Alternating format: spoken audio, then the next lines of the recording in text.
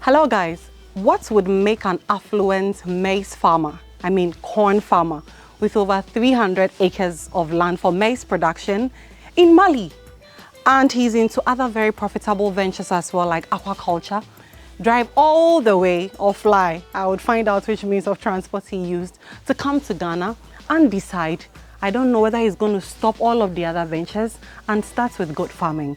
I am really curious to know what is driving this gentleman to go into animal husbandry, specifically starting with goat farming.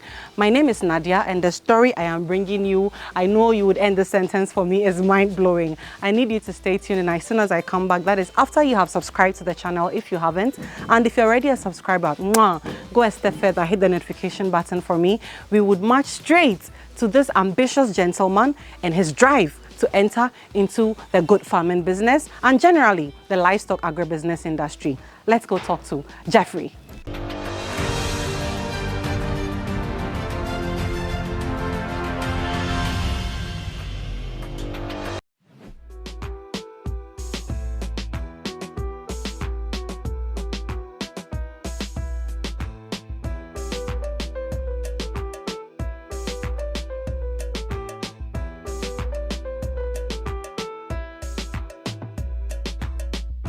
Whilst we go to see Jeffrey, if you think you have visited us before and so you wouldn't come here again, listen, it's time to change your mind because the new infrastructure that has come up here, we have the training hub right by me here, which is under construction. And you remember the container houses we have repurposed? You just have to come here. It's more colorful now and it's looking more, I don't have the word for today, but let's go talk to Jeffrey.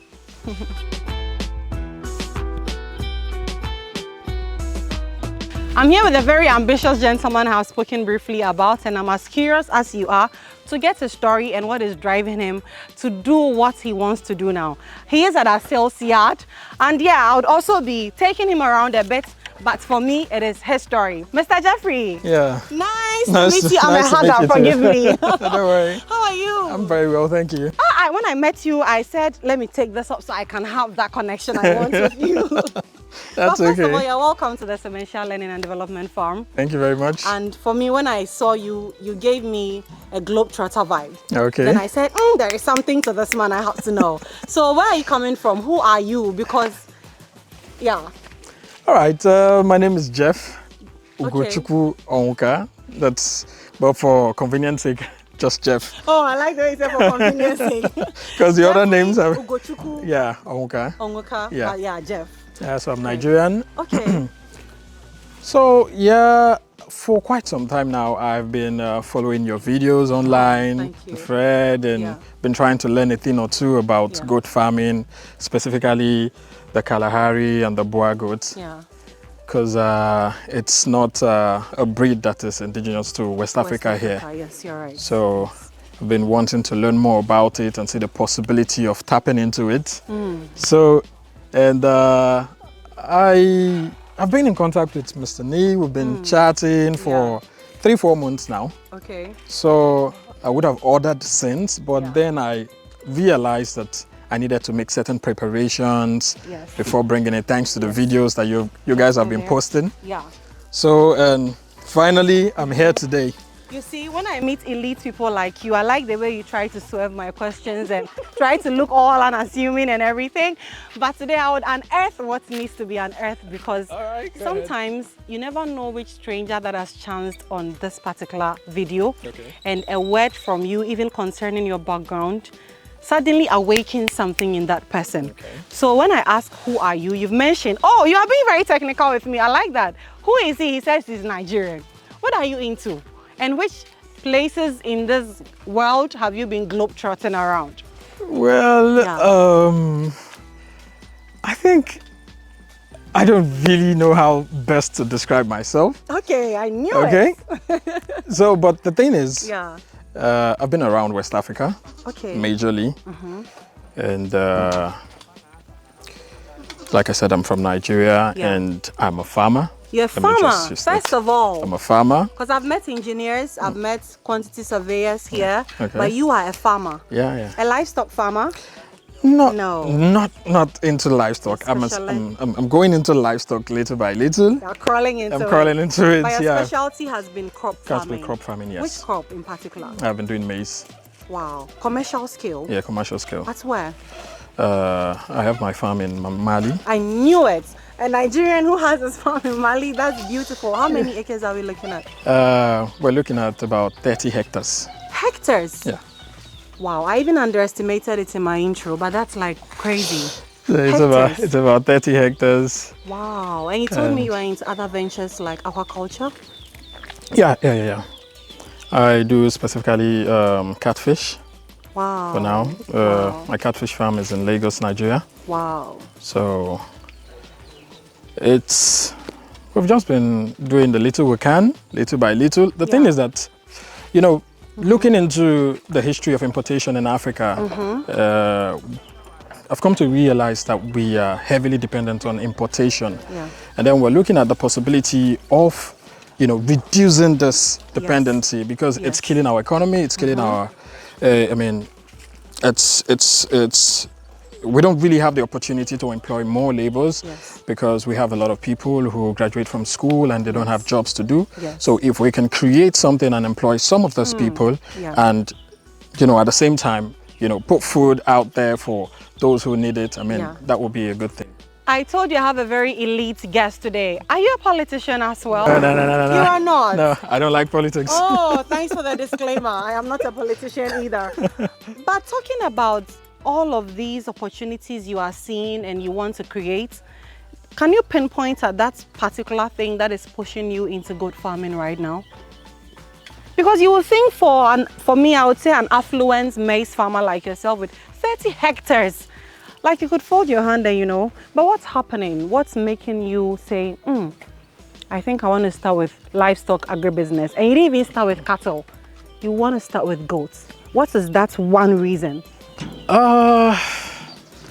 Be honest. Number one, I think, well, while growing up, I've had the opportunity to spend some time in the village and I had a goat. Oh, okay. So, you know, the African dwarf and stuff like that. To you, yeah, very familiar.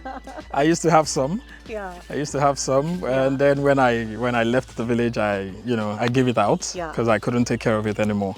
So I've always had this passion for animals, right from when I was a little boy. I had dogs, I had squirrel, I had chicken. Yeah. Wow, I thought they were I had rabbits. So I had so many animals growing up and all that. So primarily it's for fun, it's a hobby, and also if I can make money out of it, why not? Why not?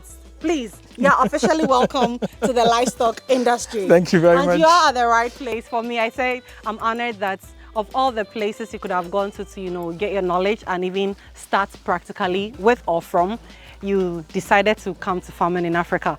It's just humbling to know that these things we are doing actually are making some impact out there, with you being a clear example, and we are grateful. I quickly want us to take you around here, then we move, because this story, there is more and I'm going to get it. But guys, as you saw me officially welcome him to the livestock industry, if you are watching us, this is Farming in Africa YouTube channel, and we all are about livestock. We love this industry and we're actually on a passionate quest to revolutionize it by doing what? Through education, which we give freely on all of our social media platforms, and also by providing innovative solutions. I believe you've heard of our feed solutions before. So one of the biggest challenges in the livestock industry is feed, Jeff. It's feed. We traveled somewhere and the livestock farmer, a goat farmer, actually told me that in his country, they don't refer to them as goat farmers. They refer to them as grass farmers. Wow. Because if you're a maize farmer, it's easy to say, I'm a maize farmer, I'm a cocoa farmer. But they say, with this industry, they are grass farmers. If you don't have grass, your animals don't exist. So it makes sense, right? Makes sense. So I was like, oh, I like the sound of that. So at our farm, some of the innovative solutions we provide is hay. Hay is very nutritious and it has low moisture content. It provides roughage for the animals, and they need it for a very healthy gut system as well. The fiber, the roughage, and when they take this, it enhances a higher feed intake because of the low moisture content. So they are eating it to get filled properly. And number two, is going to solve dehydration issues for you, because when they take it, guess what? They get thirsty often. And goats are not like humans to tell you I'm thirsty. Something has to trigger something for them to go take the water. If you want to avoid dehydration, especially as dry season is coming, they feed on this. Right after that, they are thirsty. They go there and get something. He says interesting. Anyway, we are both learning today. I'll get some maize farming tips from you. So talking of innovative feed solution, that is the hay. Usually we have this feeder.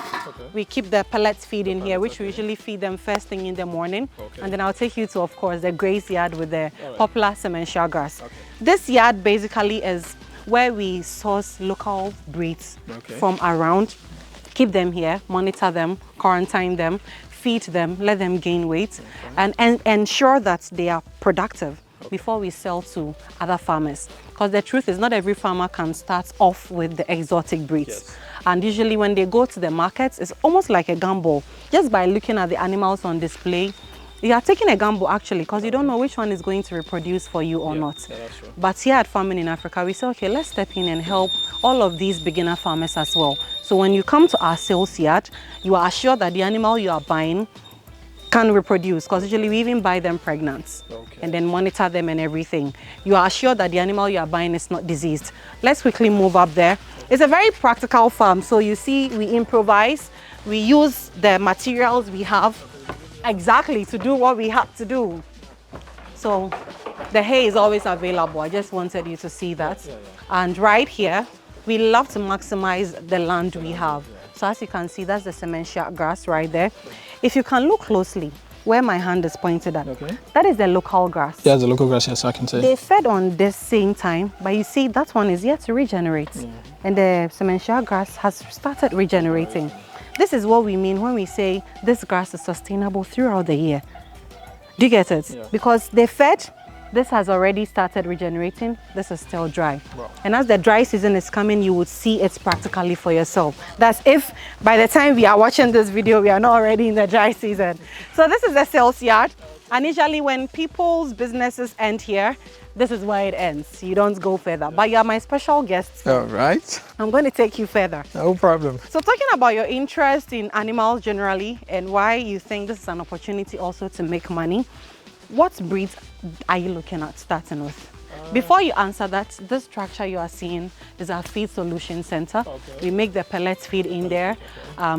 We keep hay there. And yeah, it's also a storage center. So what are you looking at starting with? The Kalahari and the Boa. Why though? Well, what's your reason? Well, I've been attracted to the Kalahari right from the very first day I stumbled on an image, I think an image or a video of it on the internet. I see. So when I saw the size, I was like, wow. You're like, wow. That's Yeah. So when I saw it, I was like, wow, what is this? Is this a goat or a mini cow or something? So, so I started making research, and then I saw it's a breed from South Africa. So I was like, okay. I started making research on how the possibilities of bringing one to, to the West Africa, and I see. That was when I stumbled on one of your videos. So you see, you're not the only one to think of introducing them to the West Africa. Yeah. I was even planning to go to South Africa because of it. Amazing. Yeah. I was planning to go to South Africa until I contacted your company, and then they said, okay. You stumbled on one of the videos. Yeah. And I got the number. That was how I was able to speak with Mr. Nee. Yeah, the sales And then manager. he gave me a pro forma invoice. Yeah. We've chatted a lot. Yeah. So I was like, I think it's best I go to Ghana and see things for myself. Wow. First of all, I know I'm dealing directly because over the internet, you don't know who is who and stuff like that. So I had to pause the order I was about to make, because the last batch I would have been part of it. Oh, yeah. So the next batch coming. Hopefully. Yeah, we're making preparations for Kalahari. And why the Boa? For the Kalahari, you mentioned how beautiful it looked to you. Yeah. The Boa, I've tried to, looked at it. The Boa is good. It's flashy. It's flashy. It's pretty. Yeah. So the white and the brown. So I would like to, have it and see how good it is, and compare the both, and now major on one or probably the two. The two. Yeah. And I believe for someone like you, you've done your research, you've seen other breeds that are out there generally. Yeah. And for you to settle on these two, I think it's a very respectable decision, and it's a very good venture for me. Quickly, this is a famous gestation pen. Okay. For the past few weeks, it's been very full, and that is why we had to even improvise. You see that wooden crate over there? Yeah, I've seen it. When we are done, I'll take you to the treatment center. It was so full, we had to like replicate 3 of this structure just everywhere to be able to accommodate the mothers and the babies as well. That's interesting. The red light is something I usually love to point out because the climate change happening is weird. You can't exactly tell how the weather is going to behave. Okay. It suddenly gets really cold here now in Ghana. Okay. And so imagine a newborn and a mother. How much warmth can she, especially if she had a double delivery or even triple, how much heat can she provide? So then that's heat bulb comes in with some extra warmth for them at night. When you go near, it's really, really hot, and I like the fact that it supplements the mother's heat. Oh, that's good. And basically, I told you see this Kalahari baby. Yeah. That's a mother with her 2 babies. Wow. Yeah, very beautiful. I told you it's a very practical farm, so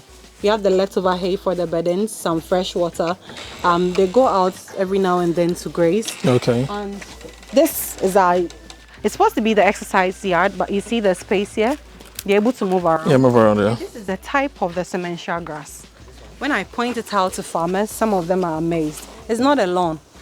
This is what we call the SF02. So if you call our team and they ask you which particular variety are you talking about, that is what they mean. Wow. This is just the way it grows. It acts as a cover crop. Okay. So this is a poultry example, I always say. But if you want to control weeds at your farm, this is the usual cementia grass SF01. And you grow this in between. Okay. So that space that would have been taken over by weeds, guess what? This food has taken over. Okay. And it's softer. When the babies are being weaned and introduced, they start with this on this even before they go on the harder grass. Interesting. Yeah, I told you it's a farm. We improvise with everything. So now, how are you going to combine your maize farming with this venture you are going into? Because 30 hectares of maize farm, that's crazy. Yeah. Answer that for me before I take you here, because I'm really curious about how you're going to do that. No, we have a team. We have a team, so I'm not working alone. Okay, that's great to know. I don't necessarily have to be there to, for things to happen. Yeah. So I have a team who manages, and then they report on daily basis on what's happening and all that. So what team strength are we looking at? I mean, we learn every day. Who knows? If I find myself with 50 hectares, then I just double the number and do something. We're looking at about 10, 15. Wow. Yeah. 10, 15 people. Yeah. For 30 hectares. Yeah. How do you do it? I mean, we make use of machines. So most of the job is not.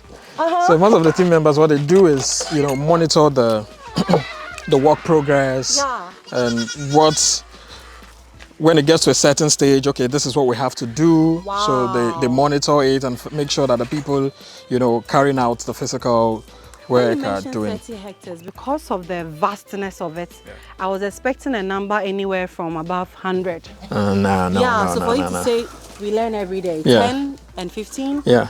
That's amazing. Do you process the maize, or you just do the raw initial stage? Just the raw initial stage. Okay, then just the raw initial stage. Then we'll sell in the local market. Wow. We'll sell in the local market, but our production for this year was stocking them. We're going to store them for feed production. For feed production? Against next year, because we're looking to do animal farming in about 5 hectares. Of that same land? No, we're getting an extra land. Okay. We're getting an extra land, and then we noticed that we would be needing to buy, for you to cut down costs, you need to produce your own food. Yes. So we want to reduce the cost. That's why our production for this year, we're going to store them. Wow. So which we will use as feed. I think I would just say that our Greek world should look out for you. They should just watch out for you, because I'm trying to picture the whole thing mentally, but it ends at a point. So I think we will just be on the lookout for you. This is one of my favorite pens right here on our farm. As you can see, it's lively. Mother and baby pen. Someone says the maternity ward. No, this is the Kalahari is not just. It's not just a hype. I mean, it's not just. It is exactly what they portray it to be. Thank you, and that's the beauty of it, to see for yourself. I like what you said, that things you see on the internet, sometimes you can't exactly trust it. Yeah. And we've had quite a number of people come in here all the way from Nigeria, from Liberia, because of the same reason you just stated. For the same reason, at one point I even got scammed online trying to purchase trying to purchase the Kalahari. Wow. Yeah. How long was this? That was last year. Interesting. Yeah. Wow. So, and these babies are very, very young. They're old. How old are they? Ima, how old are these babies here? 2 weeks. 2 weeks? 2 what? Mm-hmm. So roughly between 5 and 2 weeks. Sure. Whoa. You have your answer. So mother and baby pen, 2 weeks roughly, as you can see them. Yeah, see that one already climbing like he owns the place. I don't even know what he's doing. And they are really friendly. They are really, really friendly here. The livestock feed pellets we give them. Yeah, if they see it's right here, they'll probably just rush towards you and me. Let's climb up then. See you into... Hi, Mama. Hey, heavy guy. Move.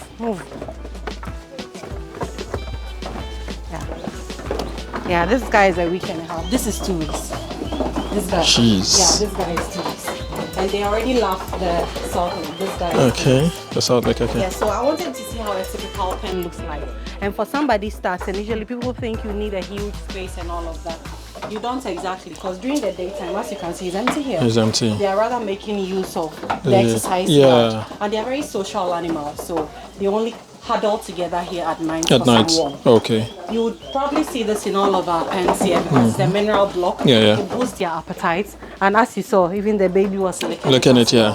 And generally, you find the hay, you find the pellet feed, they go out to graze. Okay. So, as I'm taking you around as well, if there is a question you have on your mind, do let me know. Of course. I will.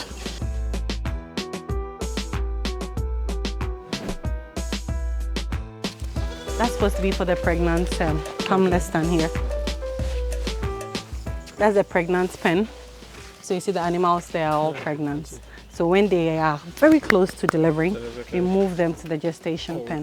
Usually when we move them there, in a matter of 2-3 days, they deliver.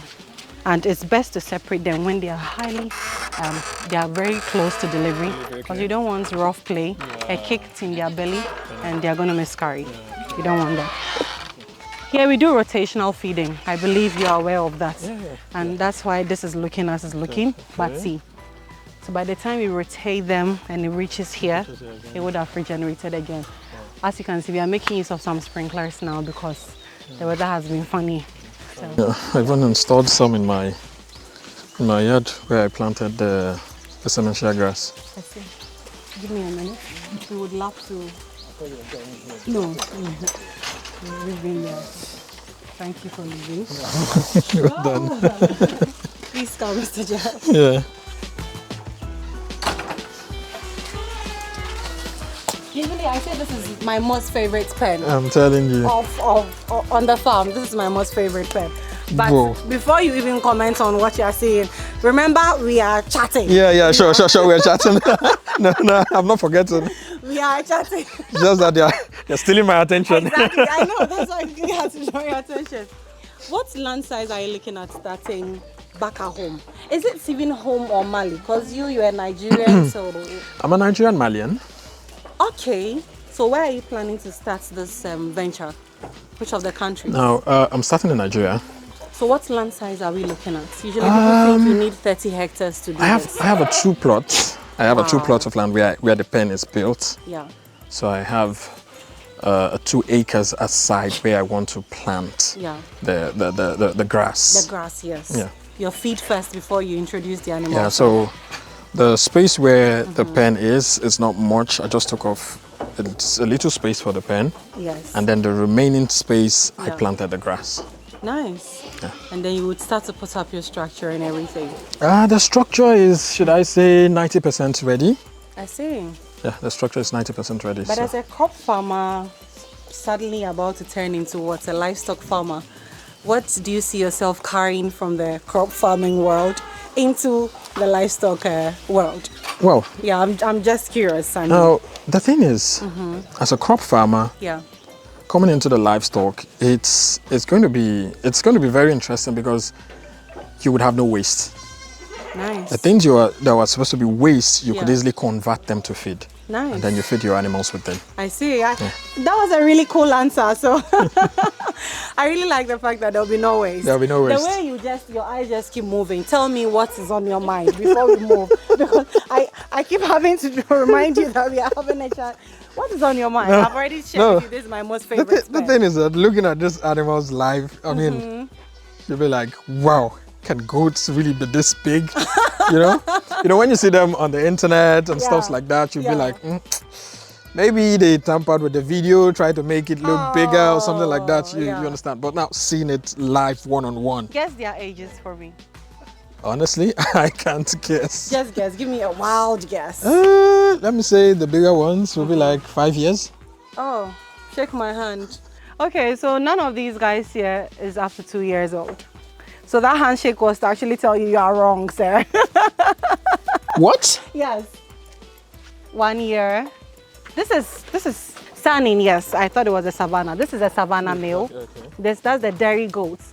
The dairy goats. So we brought it because we had some pure Sanin females so that we maintain the bloodline. For me, I like the funny hair pattern over there. And that's, of course, the majestic boa. This is another Savannah. And that's a majestic Kalahari. There is one beautiful West African one in there. Okay. Its genetic traits are premium quality among the West African breed. It's beautiful. Okay. So we keep it here among and it's growing beautifully. Okay. So, I mean, I don't know. None of them here is above 2 years. None. Whoa. So imagine the weight they would get to when they are at the 5 years you gave them. Yes. Yeah, this guy it's just a year and some months. None of them here is above 2 years. This is unbelievable. I can assure you. This is unbelievable. The vision you have is taking a clearer shape now. No, it's of course. Great. Of course. Great. So that's usually we believe in provision of clear and clean water. Yeah. There is something we say here at our farm: if it's water, you the human being wouldn't ever dream of drinking. Don't give it to the animals. Yeah. Let me quickly end it here on the next pen. All right, that's no problem. Baby pen. Okay. Then I'll take all the questions you probably have on your mind. But aside the waste issue you mentioned, okay. what other thing comes to mind when you combine the knowledge you have gained in the crop farming industry and coming into the livestock farming industry? Yeah. Being a crop farmer, just like I said, your cost of production would reduce because you are producing most of the food, if not all. Yeah.